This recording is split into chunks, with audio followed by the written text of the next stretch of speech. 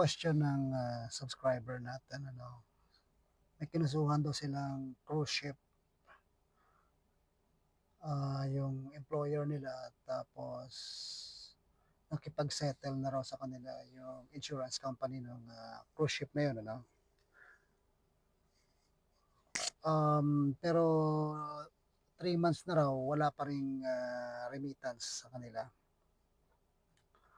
Ano ba ang magandang practice kapag nakikipag-settle kayo at ikaw yung sa complainant side, 'no? Kapag nakipag-settle, ang maganda diyan, kaliwaan agad. Kung ikaw siyempre ang habol mo as a complainant, pera, 'no, mabayaran ka, at si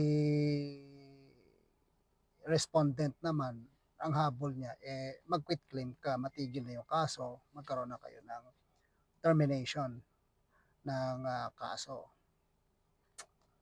So you buy peace. Ganyan lang, ganyan ang bottom line, 'no? Ngayon maraming mga pangyayari na nagaganap, 'no, in between, gaya niyan, si kalaban mo halimbawa, si company, pangako sa'yo, dapat sa ganito ko i-remit, sa ganyan, sa ganitong araw, sa ganitong paraan, cheque, cash, o kung ano man i-deposit ko sa'yo, online, GCash, yung mga ganon. Tapos staggered, sa ganito, manggagaling sa labas, abroad. So kasi ito sa comment niya, insurance company daw ng cruise ship, 'no. So tapos hindi pa raw nakakapagpadala yung principal. So malamang ito nakipag-settle kayo na base lang sa pangako ng nakalaban ninyo. So ito kasi mga cruise ship na 'yan, kung yan ang principal mo sa abroad, 'no, kasi disability claim 'to, na sumasakay sa barko 'to. Nagkaroon ng disability claim na nagkaroon ng settlement. So sa Pilipinas, yung mga employer na ganyan, required yan na meron ditong insurance company na counterpart sa Pilipinas. Tapos may agency yan, ano. So pag may mga ganyan disability claims, normally sakop na insurance cover. So assuming na ganun yung ito nangyari dito, so cruise ship is the principal, yung may agency yan, tapos may insurance. So sa insurance sila nakipag-ayos. Yun nga lang, ang sabi daw ng insurance sa kanya na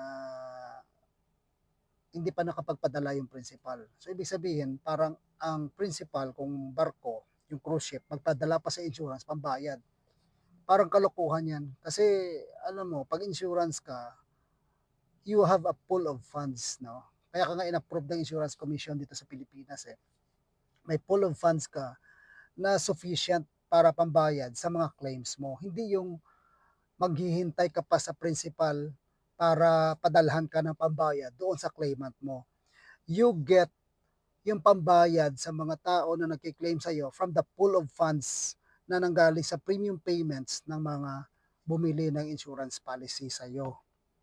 Hindi yung namigay ka lang ng papel, sinasabi mo sa mga tao na covered na sila ng insurance, tapos kung may claim, hihingin mo yung bayad doon sa principal. That is not how it works kapag ka-insurance business, as well as the insurance code of the Philippines natin. Kasi risk yan, eh. So may pool of funds talaga yan. Kaya may actuarial yung mga insurance liability uh, items na yan, eh.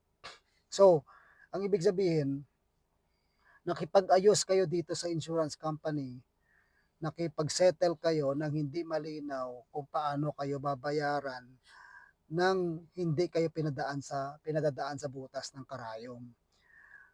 Ganito kasi, ang magandang practice nga, sabi ko, pag nakikipag-settle kayo, may pera agad na ilalapag kapalit ng perma mo. Perma mo sa release waiver and quit claim, perma mo sa kung ano mang papel gaya ng joint termination or joint motion to terminate the case kasi nagka-settle na nga kayo.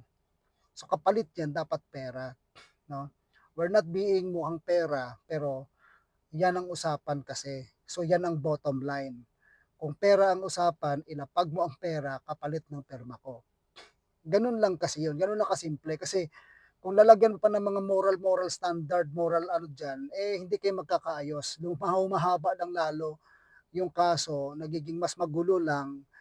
Magsasampa na naman kayo ng bagong kaso kasi ayan na naman, hindi na naman kayo sinusunod, hindi na naman tinutupad. So, nasasayang lang yung oras ng, ating gobyerno, nasasayang yung oras ng bawat isa, ang stress, tumataas ang level ng mga stress ninyo dahil lang sa ganyang sistema, ganyang practice, 'no. 'Pag nakipag-ayos, make it clear, 100,000 kapalit ng pirma ko. Kung ayaw mo, wala tayong magagawa, wala tayong pag-uusapan, hindi natin matatapos yung kasong 'to, tuloy natin. Ngayon, kung meron mang mga partial payments, make sure lang na kahit papaano, substantially, eh, may unang bigay, 'no? Kung papayag ka sa gano'n, may unang bigay, 'no? Kasi kung hindi, eh, ang mga taong hindi maayos kausap, paikot-ikutin ka lang niyan, ha? Paikot-ikutin, kayong mga taong in bad faith, 'no? So, ikot-ikot lang kayo, walang mangyayari, pangakuan, ganyan. Ang kalalabasan hindi nagiging maayos ang, nangyayari sa kaso, lalong haba, lalong dadami ang kaso na ina-avoid niyo ng ating mga korte. So, if there's anything na gusto mong idagdag dito sa sinabi natin, let me know in the comment box, 'no? Tapos, kung may mga tanong kayo tungkol sa pinag-usapan natin dito, nakikipag-ayos, ito labor case 'to, eh, kasi disability claim sa NLRC 'yan sila. So, kung may mga iba pa kayong tanong, let me know. Drop me a comment and I hope to see you in my next videos.